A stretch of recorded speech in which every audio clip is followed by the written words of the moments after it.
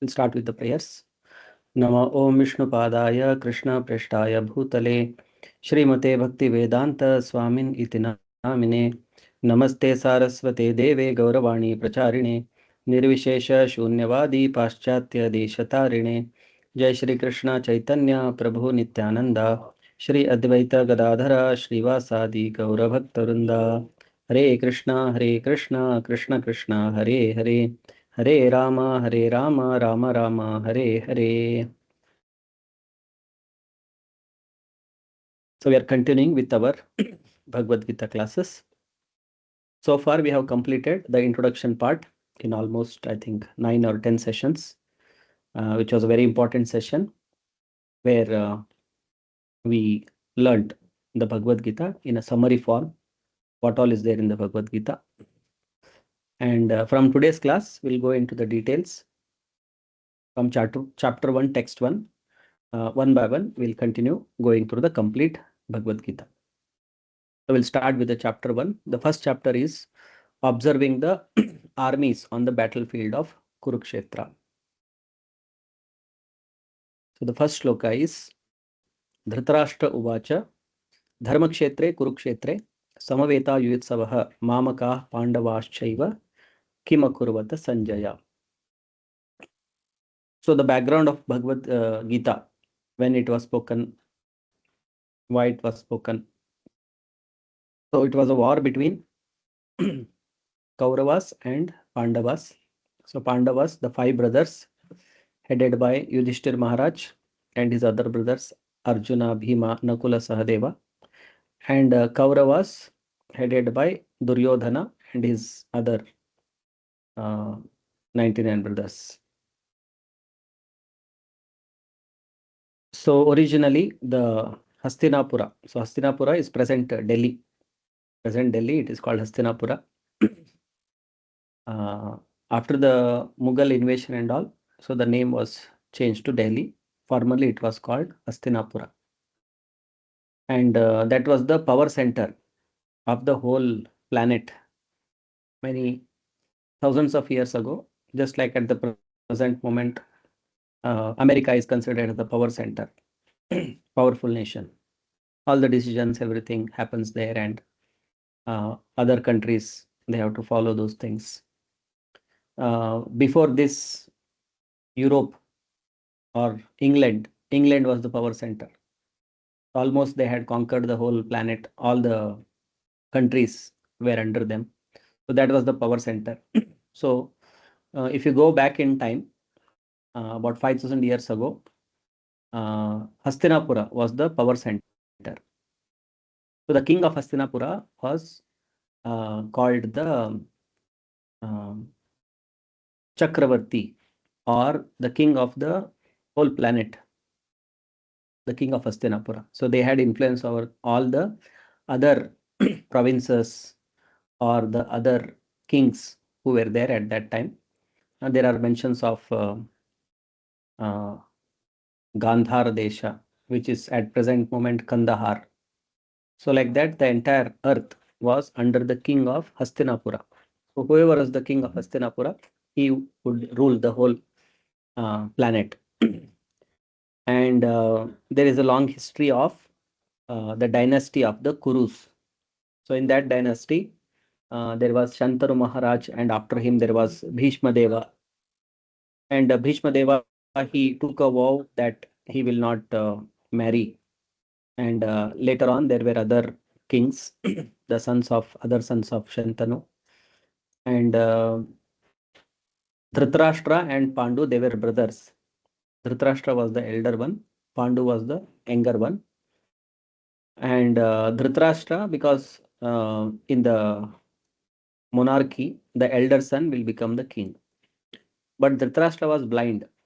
So a blind person cannot be the king because he has to rule, he has to take decisions, he has to fight. So Dhritarashtra was, he did not become the king. Instead, Pandu became the king. And the next king would be the son of Pandu. So the sons of Pandu were Yudhishthir Maharaj and his brothers. And sons of Dhritarashtra were Duryodhana and his brothers. But Duryodhana and Dhritarashtra, they always had this grudge that Dhritarashtra, he could not become the king. So if I did not become the king, let my son become the king. So that was his material ambition. Even Duryodhana also cultivated same desire that I should become the king. And Pandu, somehow he died early when the children were still small, the Pandavas, and they were still small. Pandu died, and Dhritarashtra was made a caretaker king, although it was managed by Bhishma and Vidura and Dronacharya. So Dhritarashtra was made a caretaker king, so that when the Pandavas they grow up, uh, so the Yudhishthira, so he will take over the kingdom. With that understanding, he was made the caretaker king. But Dhritarashtra did not wanted the sons of Pandu to become the next king of Hastinapura. He wanted his own sons to become the king of Hastinapura. So there was a family dispute on this, and finally they settled for uh, giving some barren land, some waste land to the Pandavas to set up their kingdom instead of giving them the Hastinapura. So they make that place as Indraprastha, and by Krishna's help, so they establish that as a very opulent kingdom. And Duryodhana becomes envious of that also, that still they are more famous and everybody loves them. And they make a plan to gambling match. So in the gambling match, the betting was on the kingdom and then their own selves, their wife. So cheating way, they Pandavas lose everything by the cheating of Shakuni in that dice match, gamble match. And then they were made to go for a exile, Agnatavasa and then Vanavasa. First Vanavasa and then Agnatavasa. Vanavasa was for, I think, 11 years or 12 years, and 1 year of Agnatavasa. Means incognito. Nobody should recognize or detect them. If they are detected, again they have to go for that Vanavasa and Agnatavasa for one more cycle. So like that, they were made to go into the forest, live into the forest. So Pandavas complete that exile of living in the forest and living in exile and living incognito, and they come back. And the condition was that when they come back, their kingdom will be given back to them, that Indraprastha. But when they come back, Duryodhana denies that I will not give you even the place which a tip of needle can hold. They request even at least give us 5 villages so that we can rule over, collect taxes, and live our livelihood. But even Krishna goes for mediation as ambassador of Pandavas and tries to have a peace deal. But they were Dhritarashtra and his sons. They were blind by material ambitions, so they did not wanted to give any even place which the point of a needle can hold. Then finally, the war was inevitable. So finally, the Pandavas decide that now we have to take back our kingdom only by fight.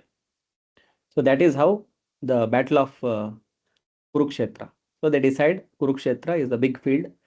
Uh, there, the battle should take place, and they decide a date on this day. Uh, battle should begin, and the outcome of the battle will decide who will rule which kingdom.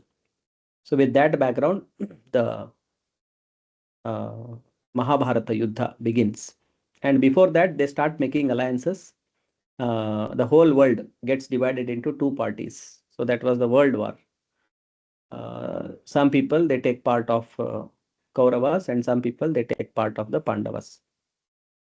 And if we go by the strength, Pandavas army, the number of soldiers and the infantry and all those things, that was relatively less compared to the Kauravas party. And even the Krishna had his own army in Dwarka. So Duryodhana and Arjuna they go asking for Krishna's help also in the fight.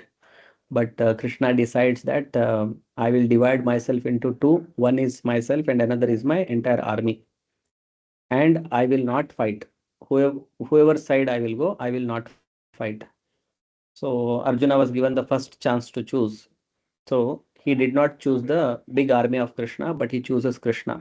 Although he said he will not raise a weapon in the battle, but still he chooses Krishna because he is a devotee. So he always chooses Krishna. And Duryodhana was very happy that he got a big army of Krishna. So that way the battle is ready. Both the sides, they are all almost relatives. All are some or other connected, either from the mother side or father's side. All are connected only.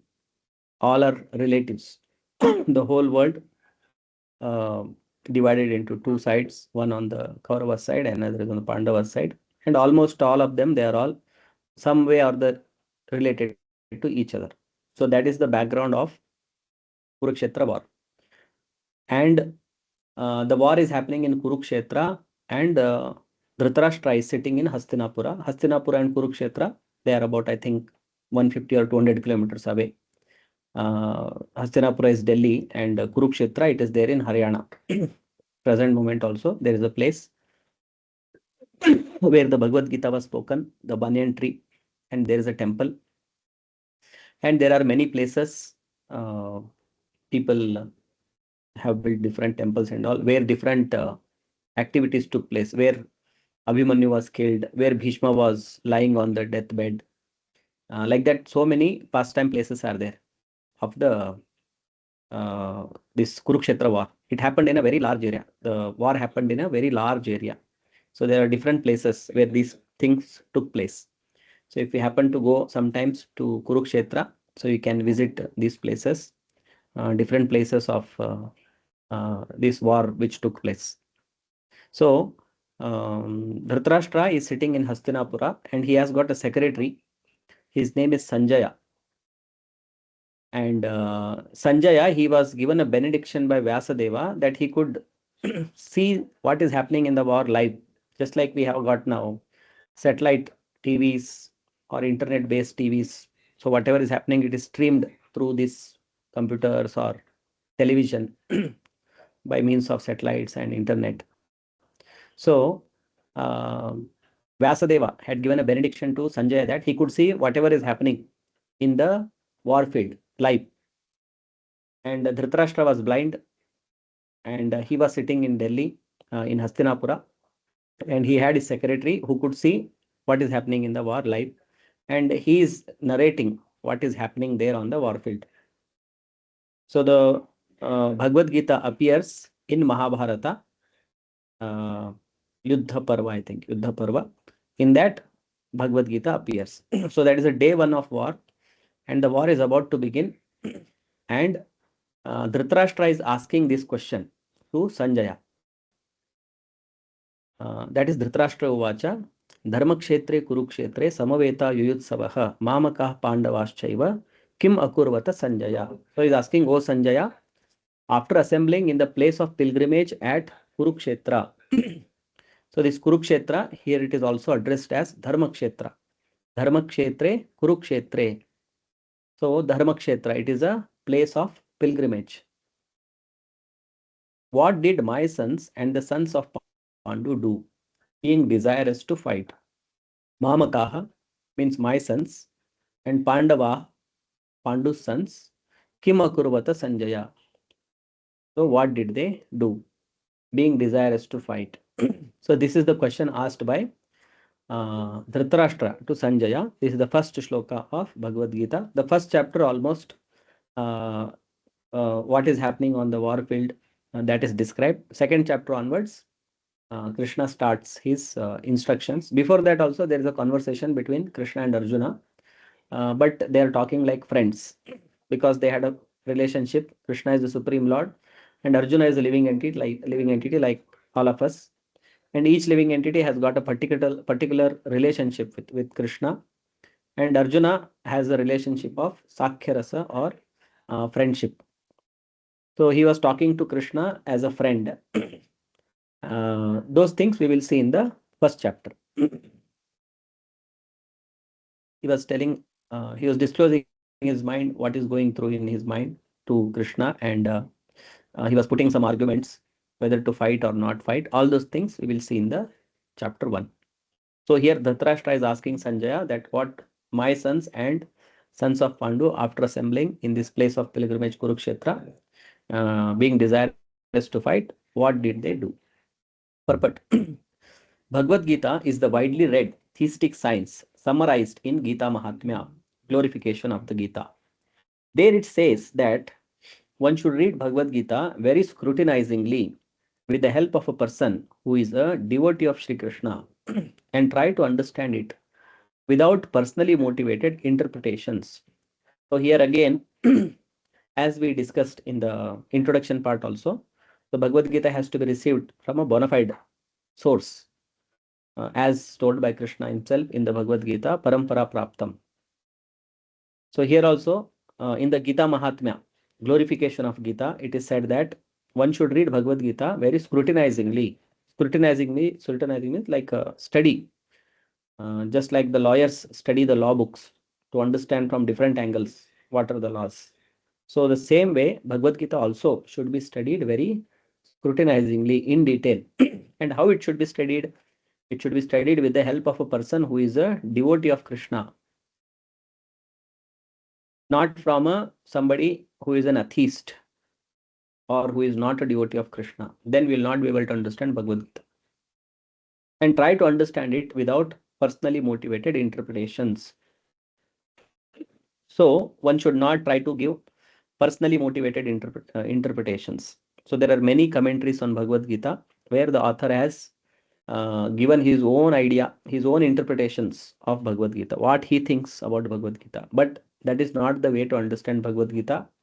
It has to be understood as it is, as spoken by Krishna, as understood by Arjuna, as coming in the Parampara system. Then only we will get the benefit of Krishna, Bhagavad Gita. The example of clear understanding is there in the Bhagavad Gita itself, in the way the teaching is understood by Arjuna, who heard the Gita directly from the Lord. So how to understand Bhagavad Gita? It is there in the Bhagavad Gita itself. So how Arjuna understood, in the same way we should understand Bhagavad Gita. So that we will see as we go into the different chapters. So how Arjuna is understanding the instructions of Krishna, what is his mood, how he is trying to understand. So if we follow in the footsteps of Arjuna, we will also get the same benefit what Arjuna got, personally hearing Bhagavad Gita from Krishna. If someone is fortunate enough to understand Bhagavad Gita in that line of disciplic succession, without motivated interpretation, then he surpasses all studies of Vedic wisdom and all scriptures of the world. So the standard of Bhagavad Gita is such that if somebody can read and understand Bhagavad Gita in the same way Arjuna understood in the disciplic succession, then he gets the knowledge of all the scriptures of the world and all the Vedic literatures. Bhagavad Gita is considered as a summary of all the Vedic literature. Not only that, he will also get the knowledge of all scriptures of the world. Whatever is given in any scripture of the world, if you read Bhagavad Gita, you will get the essence of all those things in Bhagavad Gita. One will find in the Bhagavad Gita all that is contained in other scriptures, but the reader will also find things which are not to be found elsewhere. So you will not find the knowledge what is given in Bhagavad Gita anywhere else. That is the specific standard of the Gita. It is the perfect theistic science because it is directly spoken by the Supreme Personality of Godhead, Lord Sri Krishna. It is spoken directly by Krishna. So this is, therefore, this is of the highest standard in spiritual knowledge. The topics discussed by Dhritarashtra and Sanjaya, as described in the Mahabharata, form the basic principle for this great philosophy. It is understood that this philosophy evolved on the battlefield of Kurukshetra, which is a sacred place of pilgrimage from the immemorial time of the Vedic age. It was spoken by the Lord when he was present personally on this planet for the guidance of mankind. So Krishna was present on this planet 5,000 years ago, and he participated in this Kurukshetra war. At that time, he spoke this Bhagavad Gita in Kurukshetra, and this Kurukshetra is a place of pilgrimage. Just like we go to Kashi, we go to Gaya, we go to Vrindavan, Mathura, Jagannath Puri, Dwarka. In the same way, Kurukshetra is also considered as a Dharma Kshetra, or a sacred place of pilgrimage. The word Dharma Kshetra, a place where religious rituals are performed, is significant because on the battlefield of Kurukshetra, the Supreme Personality of Godhead was present on the side of Arjuna. Dhritarashtra, the father of the Kurus, was highly doubtful about the possibility of his son's ultimate victory. In his doubt, he inquired from his secretary Sanjaya, "What did my sons and the sons of Pandu do?" So, here it is said Dharma Kshetra, and the Dharma or the principles of religion are given by God Himself. And the God Himself is present during the war of Kurukshetra or Mahabharata war. So one who gives dharma, what is dharma, he himself is present in this Dharma Kshetra, and he is present on the side of the Arjuna. Therefore, Dhritarashtra was doubtful of what will be the outcome of this war, whether my sons will win or not. So he had this doubt. He was confident that both his sons and the sons of his younger brother Pandu were assembled in that field of Kurukshetra for a determined engagement of the war. Still, his inquiry is significant. He did not want a compromise between the cousins and brothers, and he wanted to be sure of the fate of his sons on the battlefield. Because the battle was arranged to be fought at Kurukshetra, which is mentioned elsewhere in the Vedas as a place of worship, even for the denizens of heaven, Dhritarashtra became very fearful about the influence of the holy place on the outcome of the battle. So he became very fearful that because the war is taking place in the Dharma Kshetra and Krishna himself is present on the side of the Pandavas, so he was very fearful what will be the outcome. Generally, we see in the olden days or in villages and all, whenever there is a dispute or quarrel or something, to resolve that matter, they would go to a temple. Why they will go to a temple? Because in the temple, people will not dare to tell lies because they are in a holy place, they are in a Dharma Kshetra. So in a Dharma Kshetra, people will, uh, those who are righteous, religious, so they will get the justice. So Dhritarashtra also knew that Pandavas, they were the rightful owners, but somehow they are trying to usurp the kingdom of the Pandavas. So he was very, very doubtful that his sons, whether they will win this battle or not. And he also did not wanted any kind of compromise between them. He wanted that let the battle happen and let the fate of his sons be decided in the battle only. He knew very well that this would influence Arjuna and the sons of Pandu favorably. So the place will favorably influence Arjuna and the sons of Pandu. Because by nature they were all virtuous. Sanjaya was a student of Vyasa, and therefore, by the mercy of Vyasa, Sanjaya was able to envision the battlefield of Kurukshetra even while he was in the room of Dhritarashtra. And so Dhritarashtra asked him about the situation on the battlefield. So this we have discussed. So by blessing of Vyasadeva, Sanjay could see what is happening on the battlefield. Both the Pandavas and the sons of Dhritarashtra belong to the same family. But Dhritarashtra's mind is disclosed herein. He deliberately claimed only his sons as Kurus, and he separated the sons of Pandu from the family heritage. So this Kuru is one of the king in this dynasty. And everyone, they were called Kurus only. They were all Kauravas, means descendants of King Kuru. But here, he's addressing Mamaka and Pandava, my sons and sons of Pandu.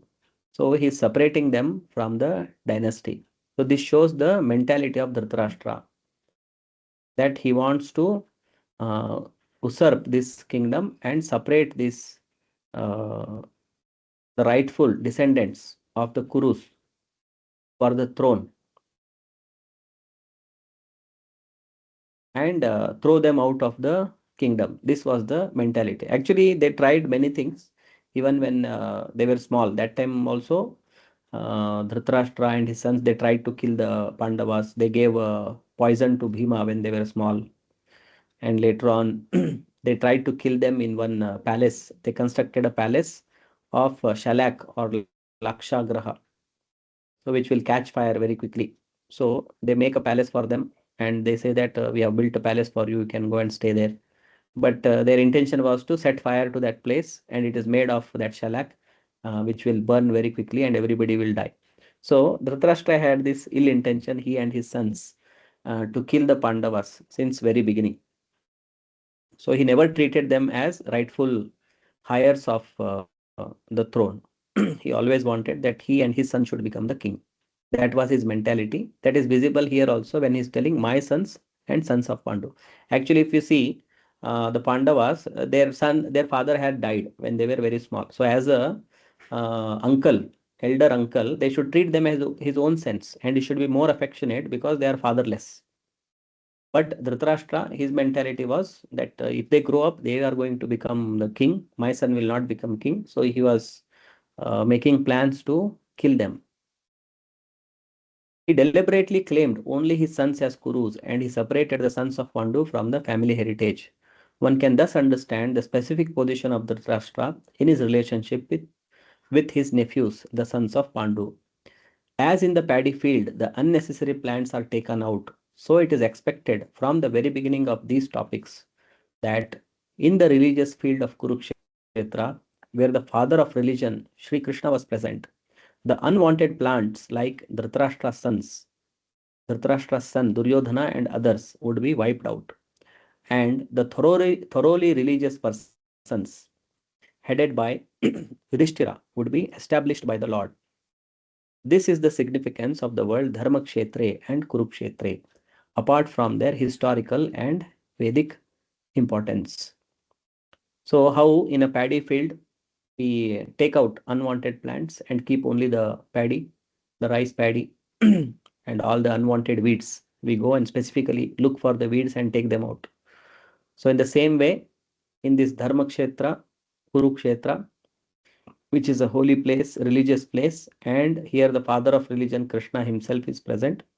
So all these unwanted weeds, unwanted plants like Dhritarashtra's son, they all will be wiped out. So that is the um, indication from the beginning of this chapter itself. So on being asked by Dhritarashtra, Sanjaya answers, Sanjaya Uvacha, दृष्ट्वा तु पाण्डवानीकं व्यूढं दुर्योधनस्तदा आचार्यम् उपसंगम्य राजा वचनम् अब्रवीत्. So Drishtva, after seeing Pandavanikam, the army of the Pandavas,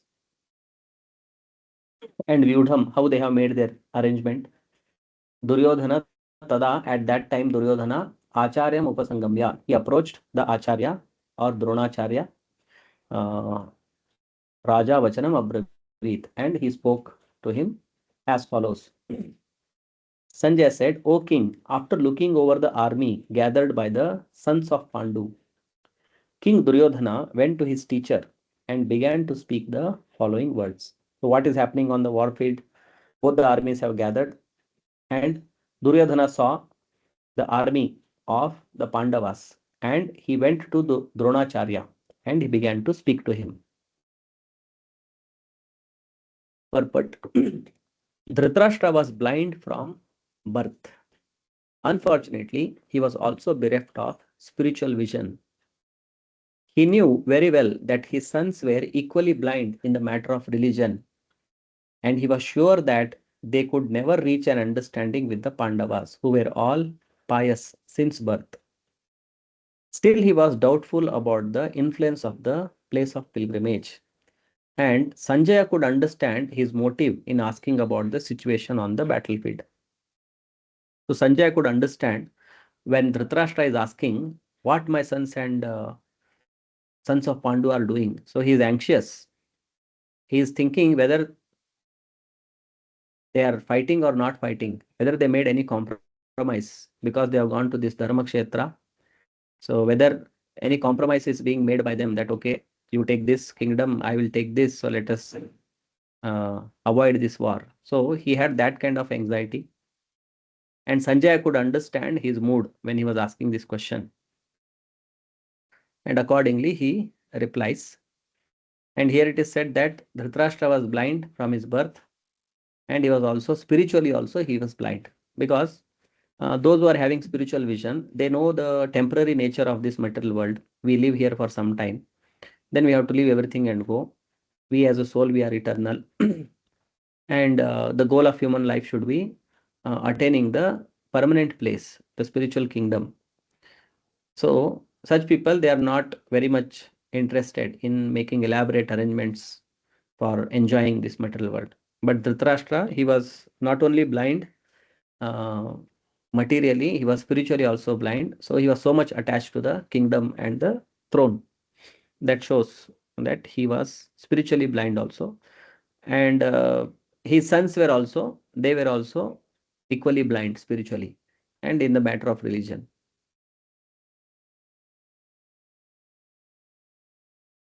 Sanjay wanted therefore to encourage the despondent king, and thus he warned him that his sons were not going to make any sort of compromise under the influence of the holy place. Sanjay therefore informed the king that his son, Duryodhana, after seeing the military force of the Pandavas, at once went to the commander-in-chief Dronacharya to inform him of the real position. Although Duryodhana is mentioned as the king, he still had to go to the commander on account of the seriousness of the situation. So Sanjaya wanted to inform Dhritarashtra that no such compromise or something is happening there.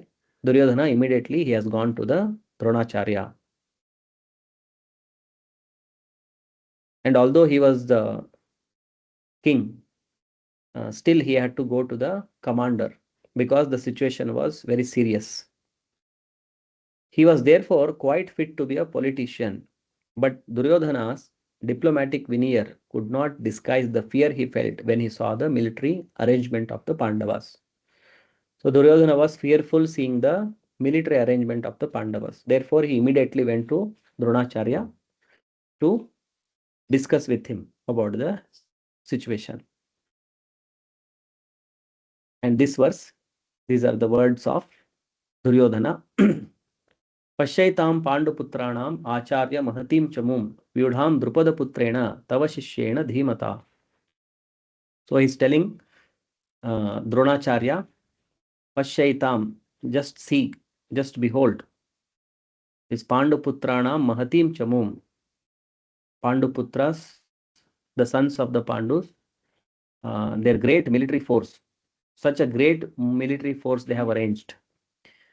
Vyudham Drupada Putrena Tava Shishyena Dhimata. And who has arranged their military arrangement? Because in the Vedic warfare, how the soldiers are arranged, they are arranged in different phalanxes and different vyuhas for the war. And those arrangements on the Pandava side was done by Drupada Putra. Drupada Putra, his name.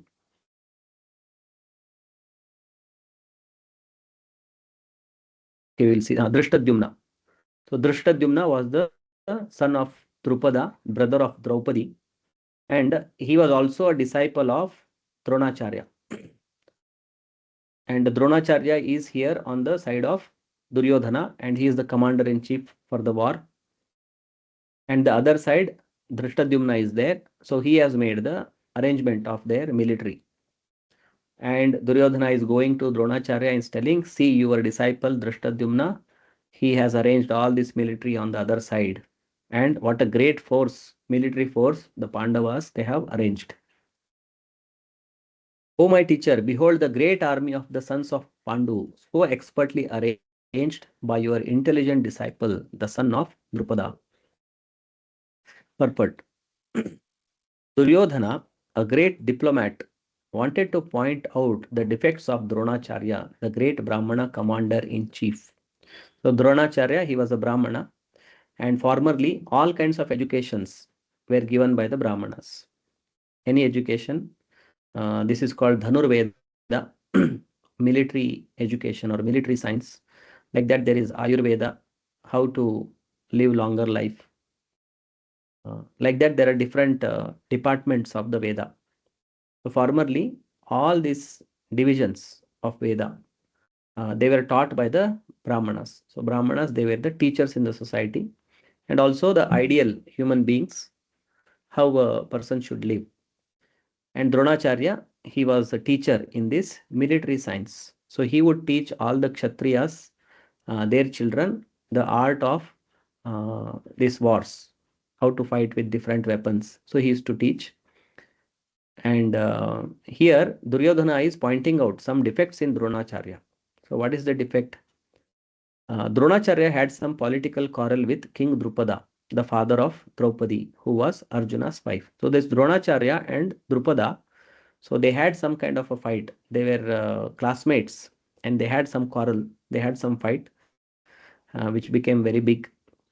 And as a result of this quarrel, Drupada performed a great sacrifice by which he received the benediction of having a son who would be able to kill Dronacharya. So Drupada and Dronacharya, they had some fight. And as a result of that, Drupada, the father of Draupadi, he performed some great yagna, a great sacrifice he performed with the intention of having a son, and that son should be able to kill Dronacharya. That was the sacrifice he performed. And then this Drishtadyumna was born. Dronacharya knew this perfectly well, and yet, as a liberal Brahmana, he did not hesitate to impart all his military secrets when the son of Drupada, Drishtadyumna, was entrusted to him for military education. So, after this son was born, Drupada, he sent his son again to Dronacharya only because he was the best teacher of military science. And he said, you go and learn from him about this uh, military science, military education. And this son is born to kill Dronacharya only. And he is going to Dronacharya only to learn how to fight. And Dronacharya, being a Brahmana, he was liberal. That was his duty to teach. And he did not mind. He knew that, oh, this person is born to kill me only. So uh, generally people will have mentality, oh, why should I teach him? In future, he's going to use it against me only. But he did not think like that.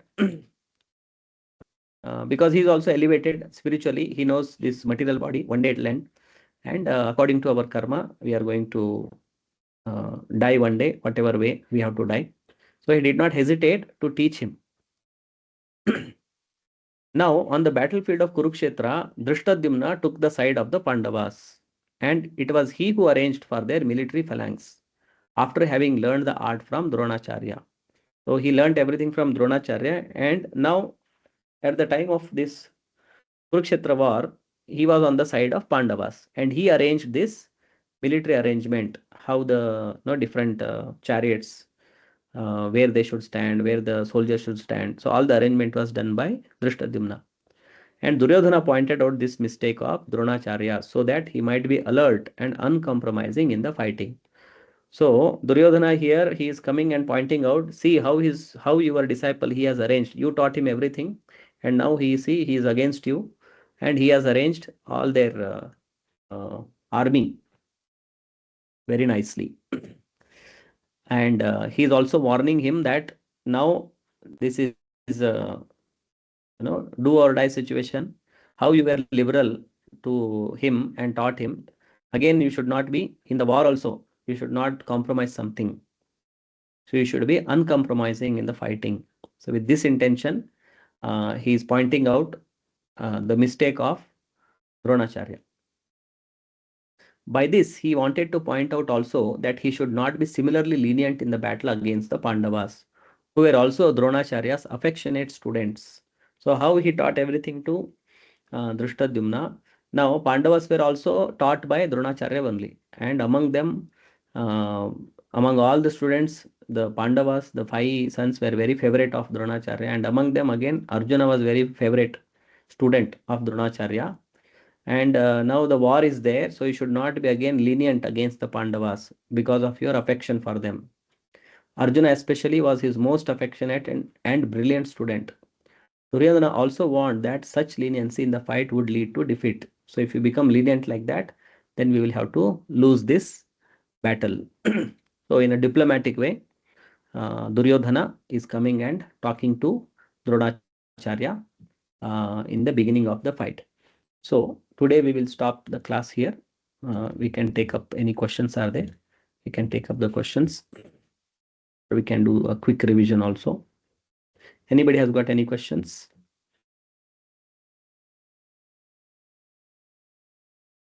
Hare Krishna, Prabhuji. Hare Krishna. Prabhuji, I wanted to ask that as you said in the starting of the class, that everyone in the Kurukshetra was related to each other in some or the other form. Then what Yeah. was the relation between Krishna and Arjuna except friendship? Kunti was a sister of Krishna's father, Vasudeva. She was a cousin sister of Vasudeva. Vasudeva is the father of Krishna. So that way, Krishna and Arjuna, they were also like cousins. And then what was the relation between Draupadi and Krishna rather than friendship? Draupadi was the wife of his friend, Arjuna's wife. But before that also, did Krishna know about Draupadi? Might be there. I am not aware so much. Might be there. I am not aware. Hare Krishna. Hare Krishna.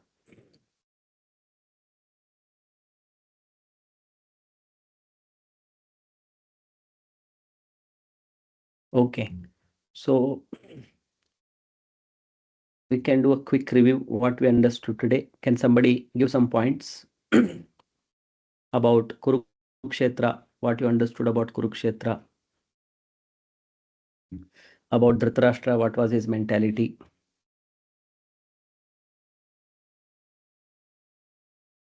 Hare Krishna, Prabhuji. Hare Krishna. Overall, what I understood is Dharma Kshetra, which was also called as the Kurukshetra, is a holy place right now, which is in Delhi and no, it is in Haryana right now, present. Yeah. And over there, the war took place because the and in the starting, the Sanjay, who was the one who was explaining everything, whatever happened in the Kurukshetra, to the king. And in the starting, he questioned that what is going on in the field, and he was eager to know whether his son is ready to compromise whatever he is saying. But overall, deep down, he knew that his son was like him, blind even by the means of dharma. He did not have the thought to think that what is right and wrong. So he was overall sure that his son won't uh, agree to compromise, but still was in a hope uh, because of his thought that his son should be alive, and this was the thought. Yeah, no, Dhritarashtra did not wanted any kind of compromise, but he was afraid that this place is a holy place. This is a Dharmakshetra. So the place might have some influence. And whether because of the influence of the place, whether they are going to make any compromise. He did not wanted to avoid the war. If he wanted to avoid the war, he could have done it before only. He also wanted that the war should take place. And he wanted his sons to win and become the king. But he was doubtful also because Krishna is there on the side of the Pandavas and the war is taking place in the Dharmakshetra, Kurukshetra. So he was doubtful about the outcome of the war. Okay. Hare Krishna, Prabhuji. Hare Krishna. Actually, Dhritarashtra and Pandu are brothers. But Dhritarashtra is the eldest son. Even though he was the eldest son, he was born blind. Since he was born blind, he could not become the emperor because an emperor needs to take a lot of decisions, and that is why Pandu had to become the king. And since Pandu was the king, his children, that is the Yudhishthira and the Pandavas, the Yudhishthira was the rightful emperor.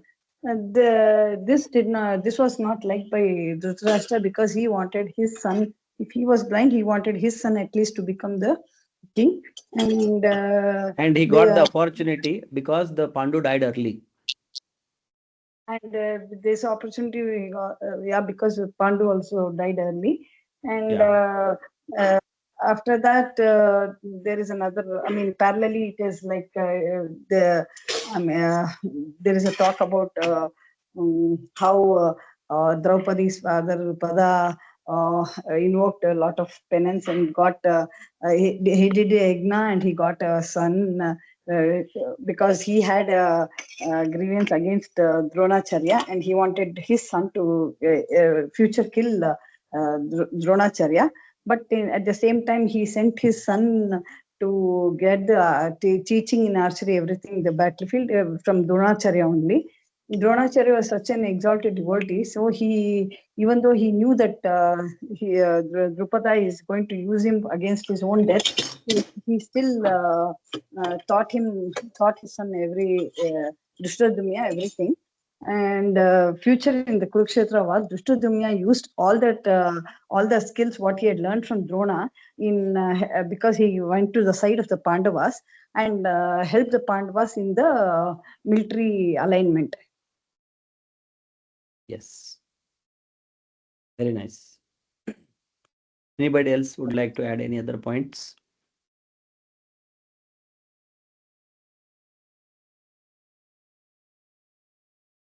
Hare Krishna Prabhuji. What I Hare understood with other things and all, the main thing which I understood, people who are spiritually advanced, they are not envious of anybody, even though, like in Drishtadyuman case, he was Yes. born with Dronacharya, but Dronacharya was not at all afraid or not at all envious because he was spiritually advanced.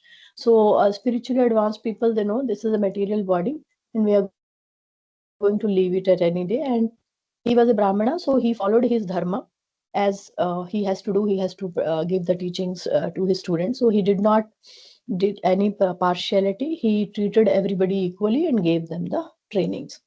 Yes. And Dhritarashtra was blind. That was due to his past karmas and all. But even though he was blind, he was not at all right as per dharma also. He could not, he did not follow the path of dharma.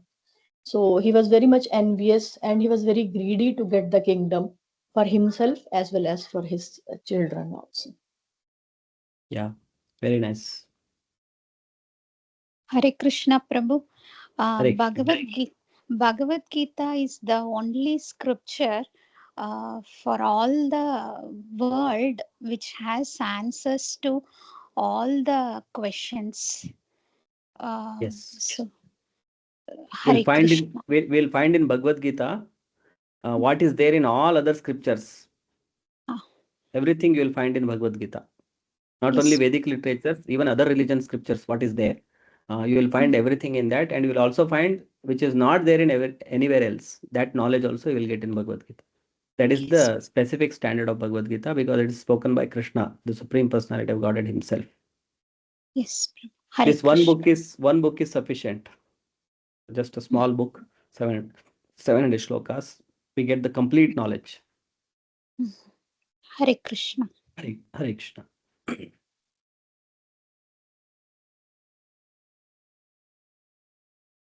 Hare Krishna Prabhuji. Hare Krishna. Just one last doubt I wanted to ask that as you said that the Lord, the king who was there, he said that Dhritarashtra, he said that he wanted his sons to become the king because he could not become the one because he was blind and Pandu was the king. But after the death of Lord King Pandu, he was the one who became the king. Then why did he say this that he wanted to his sons to become the king? He was just a caretaker king for a time being because the sons of Pandu, they are minors.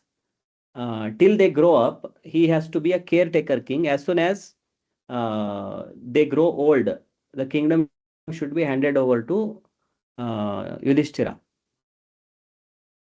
That was the arrangement. Just like no, sometimes some big man he dies and his children are there. He has got a lot of property.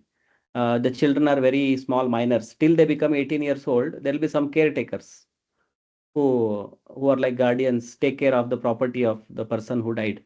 And when the children they become adults, then they start taking care of the property on their own. So similar arrangement was made till the sons of Pandu they grow up. Dhritarashtra should become a caretaker king. So he So he was did supposed, not. Yes, Prabhuji. yeah, he was supposed to give up that position once the Pandavas grow up. So he did not have the original powers as the king. Original, I didn't get. He did not have the original powers as a king. Yes, he was not made king because he was blind. Then later on, when Pandu also died, and there is no one else in the family, all the children they are all very small, and Bhishma has taken a vow that he will not become the king. So there was no other option that he will become a caretaker king till the children grow up. Hare Krishna, Prabhuji. Hare Krishna.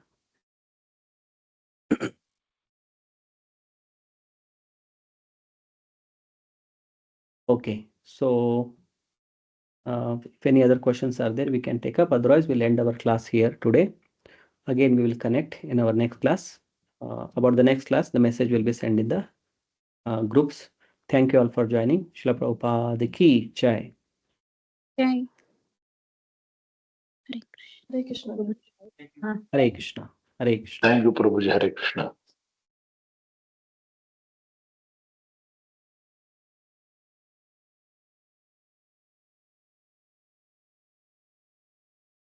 Hare Krishna.